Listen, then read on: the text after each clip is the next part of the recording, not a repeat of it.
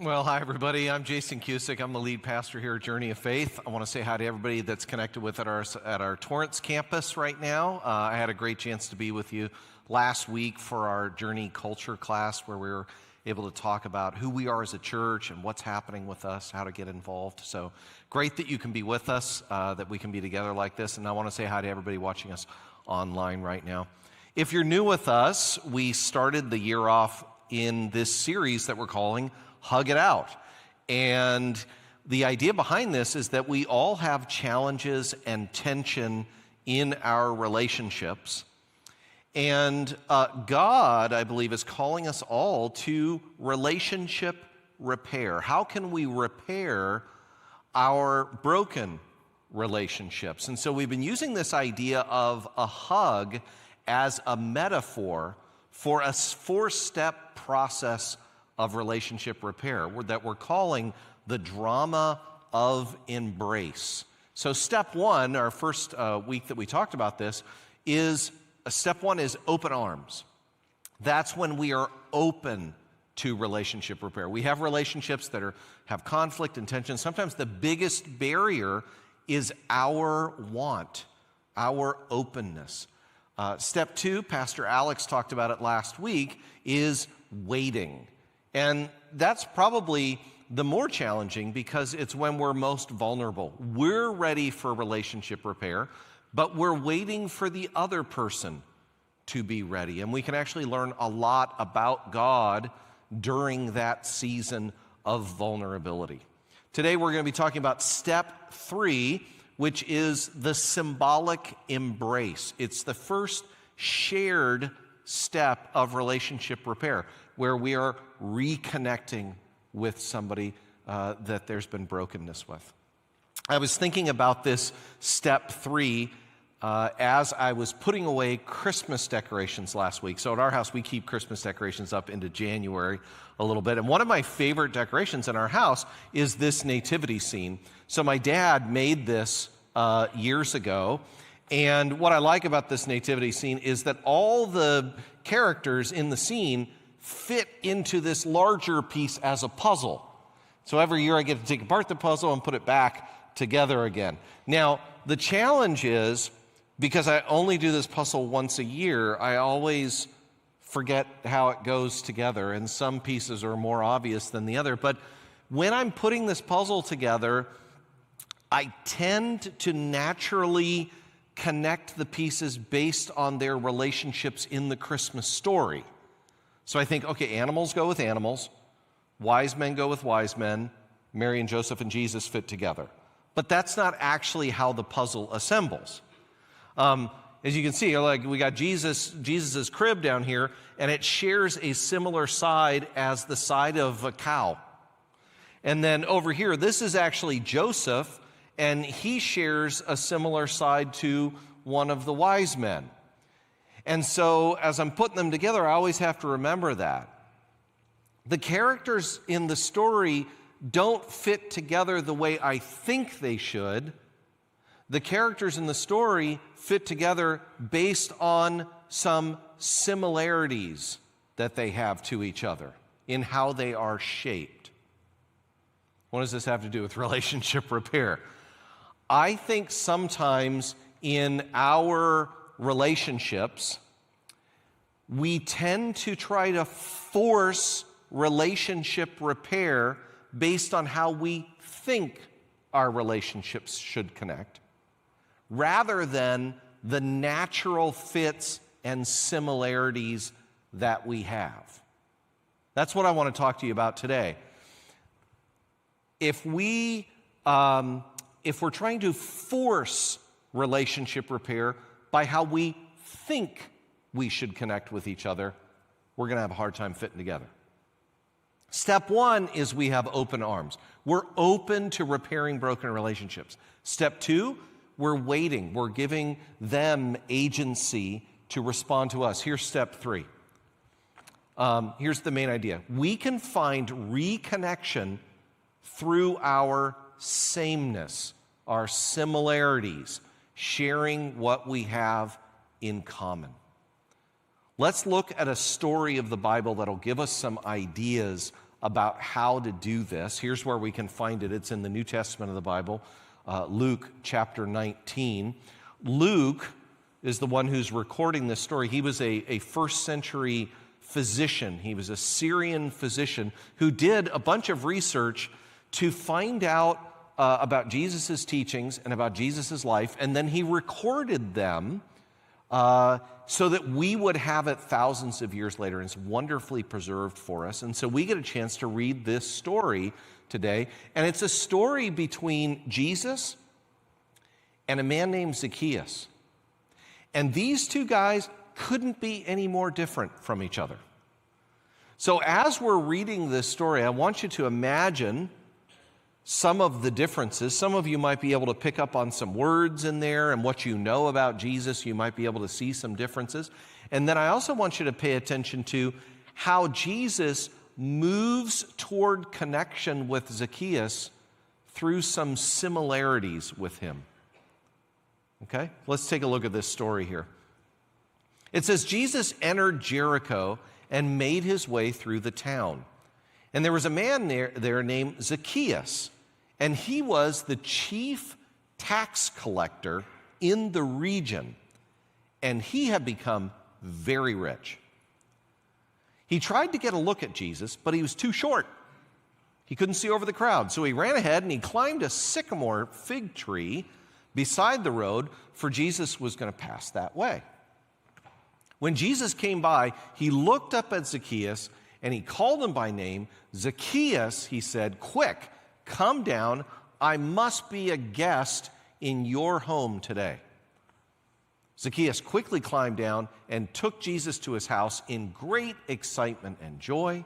But the people were displeased. Jesus has gone to be the guest of a notorious sinner, they grumbled. Meanwhile, Zacchaeus stood before Jesus and said, "I will give half my wealth to the poor, and if I've cheated people on their taxes, I will give them back 4 times as much." And Jesus responds, "Salvation has come to this home today, for this man has shown himself to be a true son of Abraham." For the Son of Man, speaking of himself, Jesus says, the Son of Man came to seek and save those who are lost. So Jesus and this guy Zacchaeus, they're really different from each other. I made a few notes as I was reading this story just this last week of how they might be different. Here's some things that might resonate with you. Zacchaeus, it says, is rich. But we know Jesus came from a working class family. So socioeconomically, they were in very different places. Zacchaeus worked for Rome. Rome was a militaristic, dominant, colonizing, oppressive military power in that they were idol worshipers, they were very controlling and very violent. Jesus, on the other hand, was a Jewish rabbi. He was part of a minority group. He was part of a group that was often victimized. And he worked locally because he was trying to get people in his area to rediscover the faith of their spiritual forefather, Abraham. Here's another difference. Zacchaeus cheated his way to the top. He was embezzling and stealing and taking bribes and cheating people out of taxes, and that's what helped him get rich. Jesus spent most of his time fighting greed and injustice. Here's one more thing that Luke mentions specifically. Zacchaeus was short. So shout out to the short people, right? Represent. You are in the Bible. Here we go. Zacchaeus was short. Was he taller than Zacchaeus? I don't know. We don't have an idea of how tall Jesus was, but he was probably a little bit taller. And then here's one thing that kind of overrides some of the big distinctions between them. Zacchaeus was a flawed human being in need of saving. Jesus, God in the flesh, the divine Savior of the world. These two were so different. Jesus walks into town. Zacchaeus climbs into a tree like a modern-day paparazzi. He's just trying to get a sense of where Jesus is at. Jesus sees him and calls out to him. He says, "Hey, Zacchaeus, quick, come down. I must be a guest in your hometown. I love how Jesus just invites himself into Zacchaeus' home. But it's funny, even the word that's used here, though, Luke, who's writing this originally in the Greek language, the word here for guest doesn't mean I'm going to come by and visit your house. It implies a longer-term relationship. He's like, I'm going to come stay at your place for a while. Now, the responses to Jesus' self-invitation are totally different too. Luke shows us two opposite, that Jesus and Zacchaeus are very different. Also, the responses to Jesus' self-invitation are different. Zacchaeus, on his side, he's got excitement and joy, but the other people were displeased and they were grumbling. Why were the people around Jesus upset that Jesus would go to Zacchaeus' house? Well, in that day, in that culture, if you ate with someone or went to someone's house or stayed at someone else's house, that was an indication that you endorsed their beliefs and their lifestyle. Those people were upset because they were going, if Jesus goes and eats with Zacchaeus and stays with Zacchaeus, that means he approves of everything that Zacchaeus believes and does. He's endorsing his corrupt lifestyle, and people didn't want Jesus to do that. Now, we live in a different culture, but some of us still have that idea. If I associate with that person, if I eat with that person, if I was going to go to their house or they were going to come to mine, God forbid that I would stay at that person's house, then that will send the impression that somehow I endorse and believe and support everything they believe or everything that they stand for. Jesus wasn't endorsing everything that this man stood for. He wasn't embracing everything about this person's life. But it's that kind of focus, it's that kind of idea that keeps us disconnected. If I want to repair a relationship, I can't be afraid that being connected with that person, spending time with that person, getting to know that person, maybe eating with that person, somehow believes that I'm giving up all of my rights, all of my privileges, all of my views, and somehow we have to agree on everything. That's what keeps us apart in relationships. That's what's keeping us apart in our country. So let me share with you two things that I think this story between Jesus and Zacchaeus can teach us about repairing the broken relationships in our lives. And then at the end, we're going to end our service celebrating communion together, which is a symbolic meal where Jesus says, come on over to my house and we're going to eat together and we're going to focus on what we're sharing in common, and that is our desire to get closer and closer to Jesus. Here's one thing that we can do. Here's one way that the story of Jesus and Zacchaeus can help us with this third step in relationship repair. Despite enormous differences, remember what we share in common. Jesus and Zacchaeus they had completely different views of how to look at money, how to relate to people, who we should work for, views of politics, views of interpersonal relationships. They differed in so many areas. If they would have stayed focused on their differences, Jesus would have kept walking and never looked in that tree, and Zacchaeus might have just been throwing eggs on Jesus.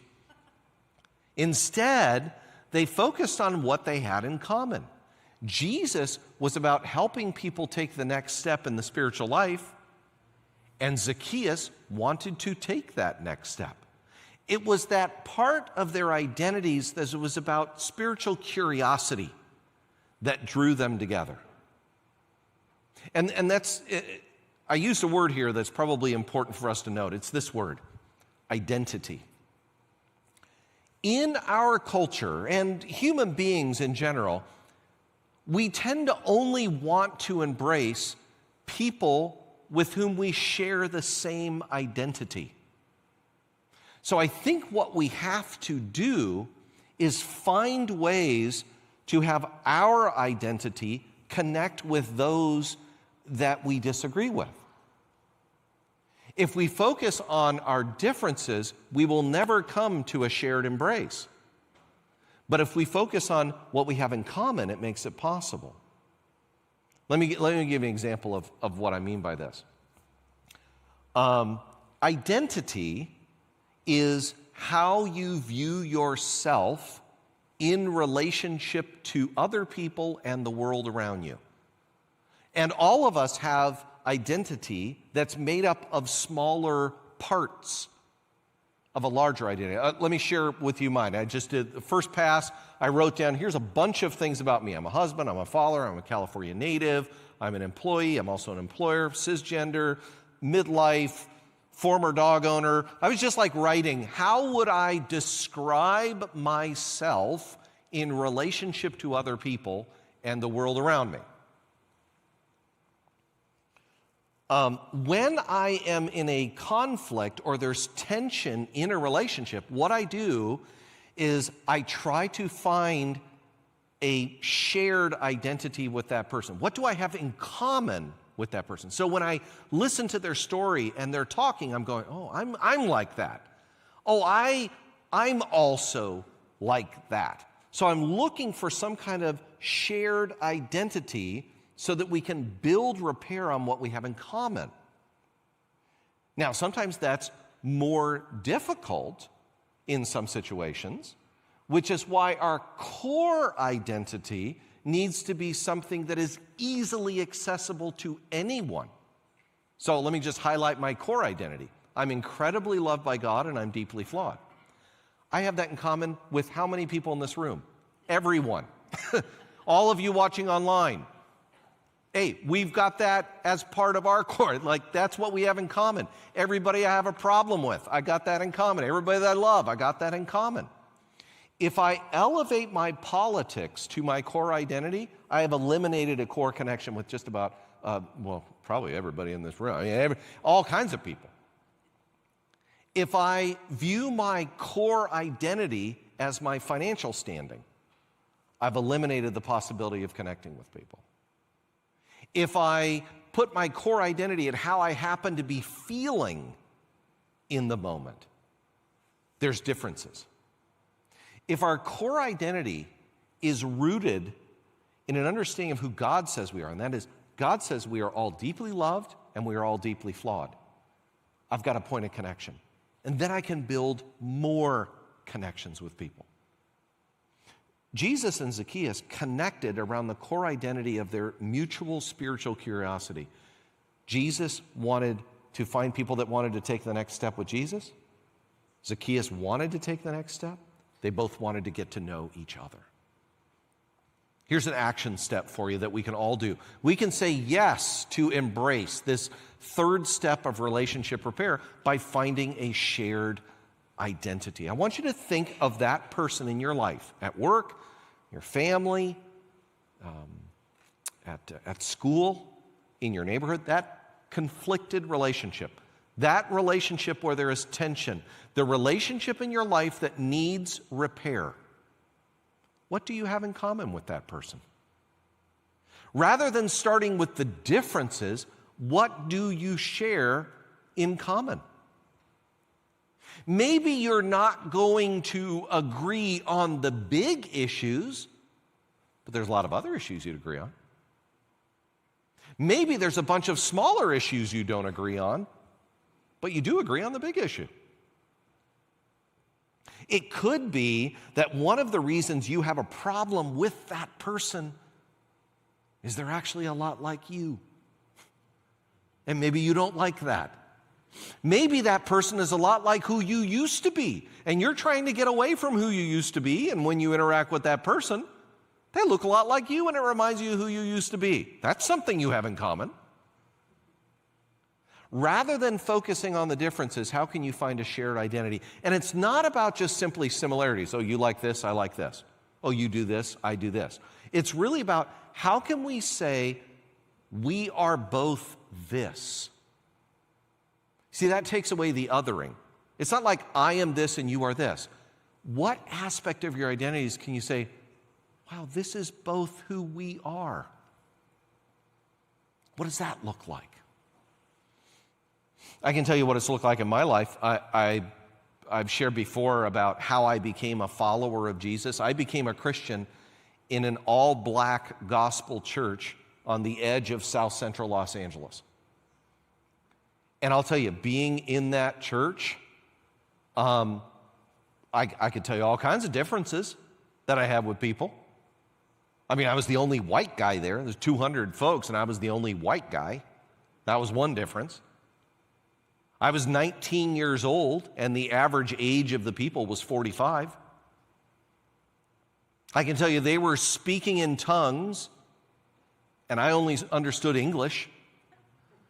They were playing tambourines and dancing, and I was reserved, let's say, much more internal.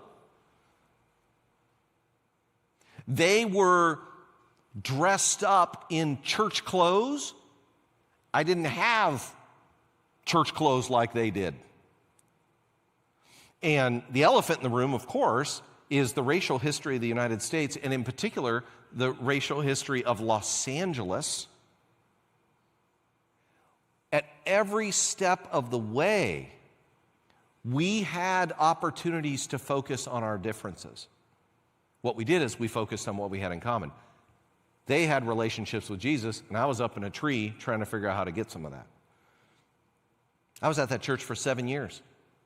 And I grew tremendously, and it gave me a better understanding of what does it look like to connect with people on what's most important, the core. How can I find shared identity so that we could reconnect and we can make relationship repair? And I want to challenge you, if you have relationships in your life that need repair, and we all do, how could you this week look for those connection points, that shared identity? What would that look like for you? Here's one more thing that Zacchaeus' and Jesus' relationship can teach us about repairing relationships. It's this: we need to find more foundations for repair. I told you when Luke wrote out this story, the word he used for guest implies that Jesus didn't just go over there for a bite to eat and leave. Jesus was there for a while. That means they had ongoing conversations. I am imagining Jesus asking Zacchaeus questions and Zacchaeus asking Jesus questions. I imagine at every point in their discussion, there were potential barriers to keep that relationship broken. They had to do the hard work of looking for more shared connection with each other, looking for more ways to reinforce that connection. And sometimes it means we have to realize that we may think we understand what's being said, but maybe we don't. When's the last time you had a conversation with somebody and you went through the whole conversation and you realized you two were talking about totally different things? Or how many times you used a word and then the other person thinks actually has a different meaning connected to that word, right? Like, that isn't the word I meant. Oh, I thought you meant this. It's so common. We can just miss each other all the time.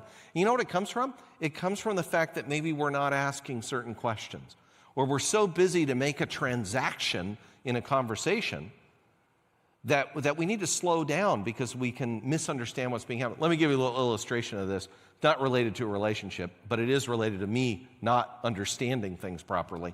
Back in 2020, when everything to our houses came by delivery, I remember I was sending some stuff to some friends, and I was like, I got to pack up some boxes, and I was like, oh, I'm looking for some of that bubble wrap, you know, that popping bubble wrap. So I went online, and I saw I could buy it in like 12 by 12 sheets. And I was like, well, I'm sending some larger stuff. I just want like a roll. Maybe I could get like a roll, like saran wrap, just a roll of bubble wrap. So I found a roll online, and I was like, well, this looks right. I'll just get a roll of bubble wrap. Clicked it, bought it. Here's what showed up to my house. I didn't want that much. I mean, it's almost as big as my car. Like, this truck pulled up, and they were like, this is for you? And I was like, I have no idea what this thing is. And I bought it on like an industrial site. So it was like, oh, $20 for bubble wrap? And it's like, oh my gosh. Right around the same time, I was doing some derusting in my garage. I wanted to clean some rust off of some metal. And I was like, I got a lot of metal. I got like a 2-gallon jug. So I looked online. I was like, can I have some rust remover? I was like, I'm going to get a jug of, 2 gallons will be enough that'll last me for a long time. Click, You know what they sent me? There it is. It even says 8 ounces on here. It says 8 ounces on there. Okay, what is this thing? I should have just asked some more questions. I was too busy trying to figure out what they meant was different than what I wanted. This is what happens in relationships. If you want relationship repair and build more foundations, this is what we need to do. Ask questions and assume the best of the person. What would that look like for you? Maybe you're just too quick to get through a conversation. Maybe you assume what the person is saying is the same as what you're saying. Maybe you assume what the person is saying is different than what you're saying.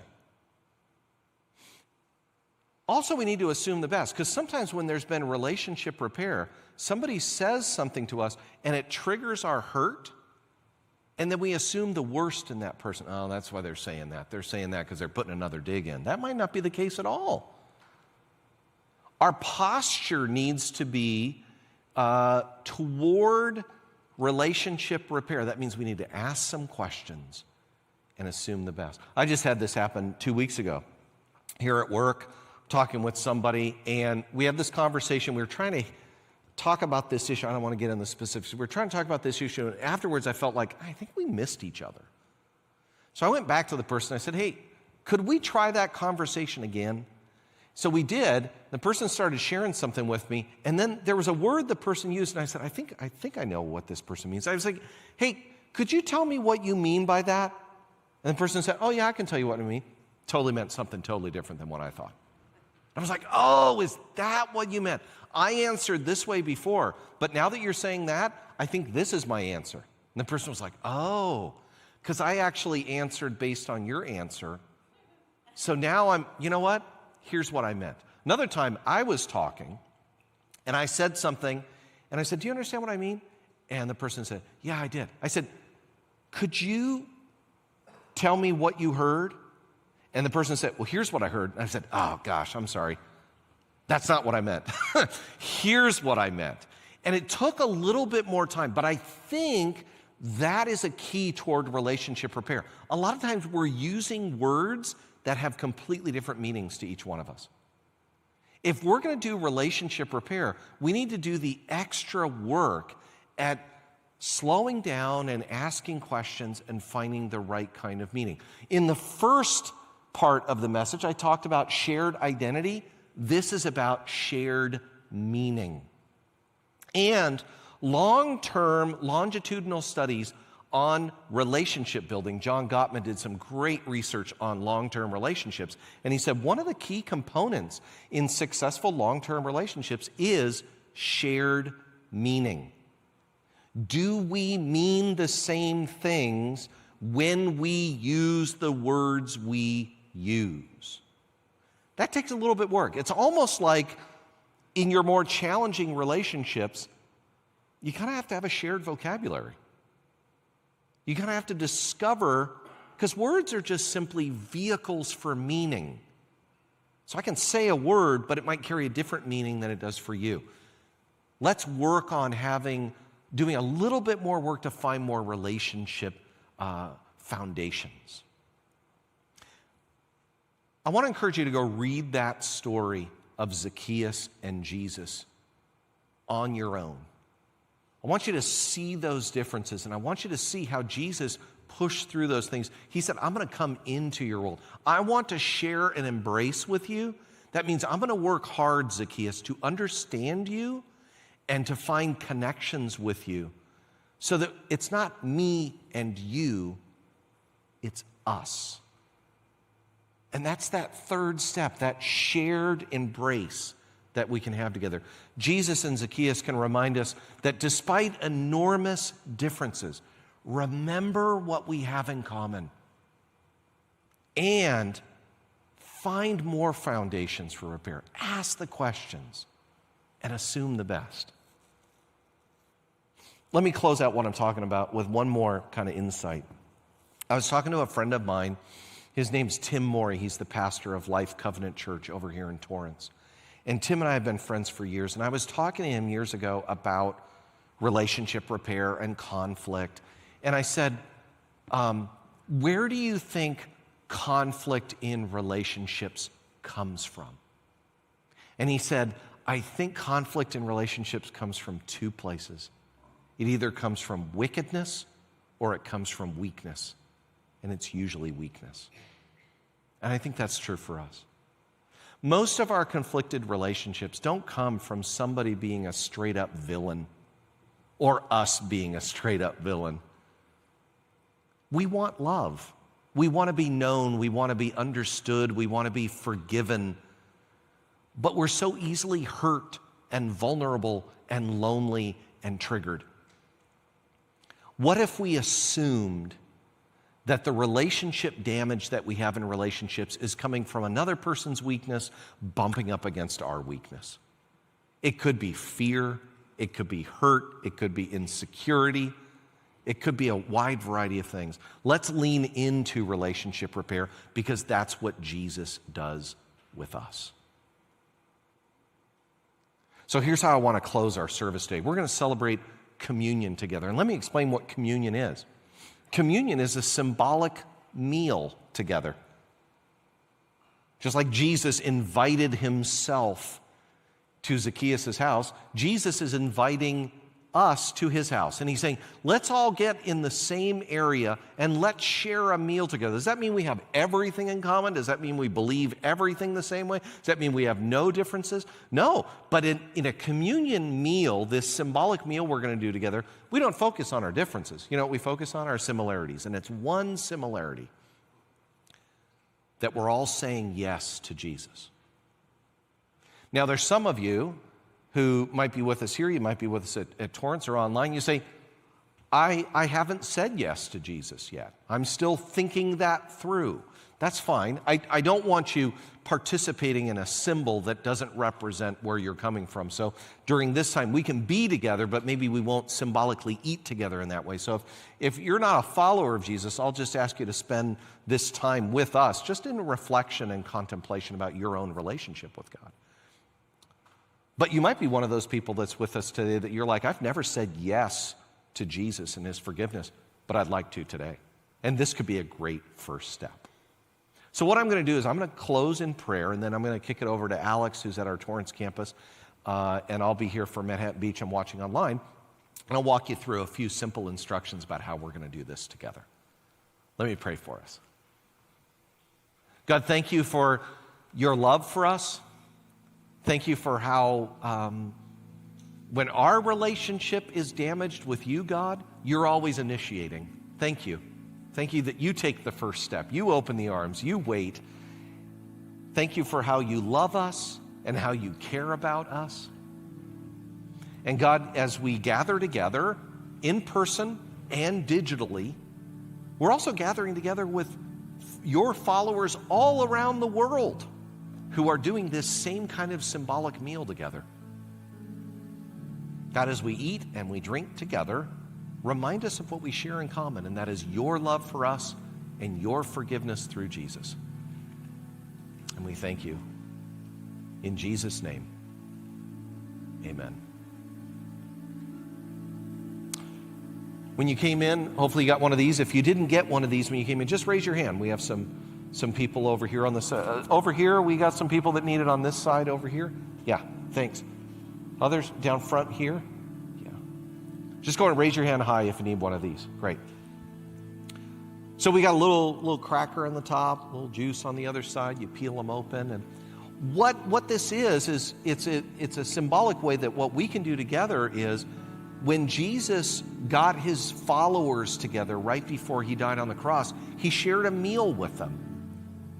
And he said, this is my body. And he passed out the bread and he spread it out and he said, this is my body given for you. And he said, take it and eat it. It was supposed to be like a physical way to remind us of God giving us his son Jesus for the forgiveness of sins. And then he had a cup. And in Judaism, it was called the cup of thanksgiving. And he passed it around and he said, now this is my blood.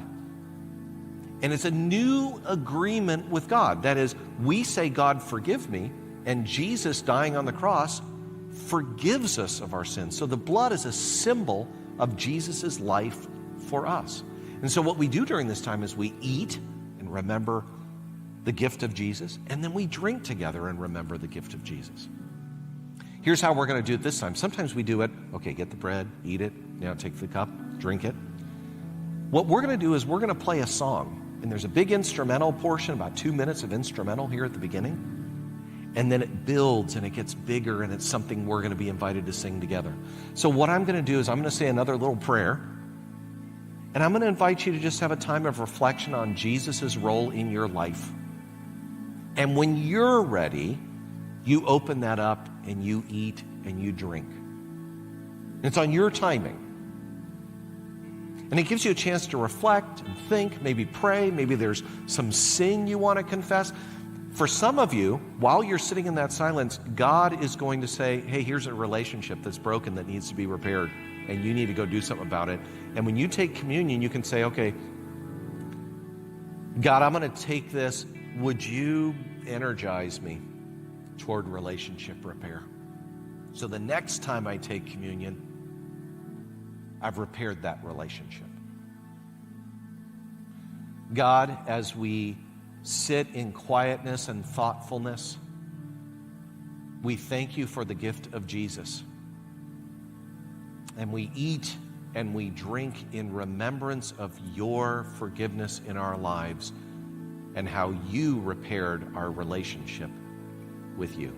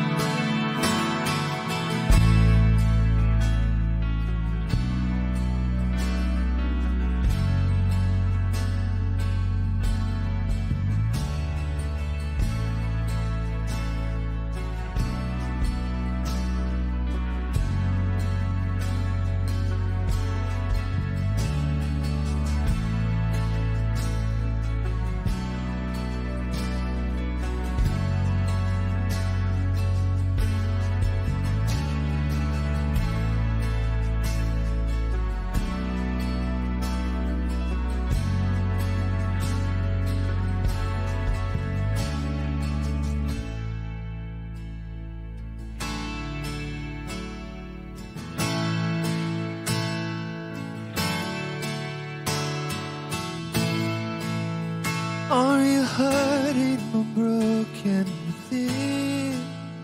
Overwhelmed by the weight of sin? Jesus is calling. Have you come to the end of yourself? Do you thirst for a drink from the well? Jesus is calling.